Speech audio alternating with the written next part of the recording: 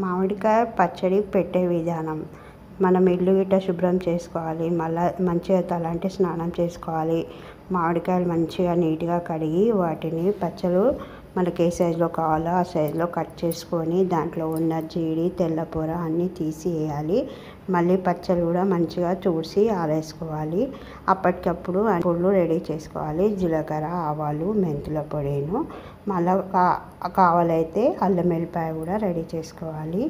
మనకు అన్ని పచ్చళ్ళు అన్నీ వేసి కలిపేటట్టు పెద్దది జబ్బ తీసుకొని దాంట్లో కారం, ఉప్పు, పసుపు, ఆవ పొడి, మెంతి పొడి, కొంచెం జీలకర్ర వేసి అన్నీ కలుపుకొని అందులో అల్లం వెల్లిపాయ కావలిస్తే అల్లం వెల్లిపాయ కూడా వేసి కలుపుకోవాలి. కలుపుకొని ఉప్పు ఉందా లేదా టేస్ట్ చూసుకోవాలి.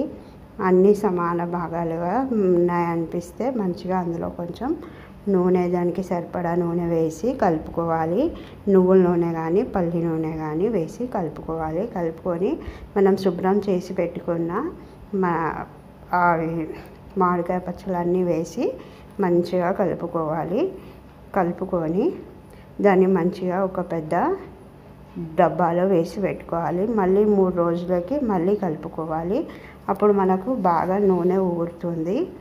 మళ్ళీ ఆ తర్వాత ఇంకా డైలీ తీసుకొని తినవచ్చు. మీరు కూడా ఒకసారి ట్రై చేసి చూడండి. Thanks for watching.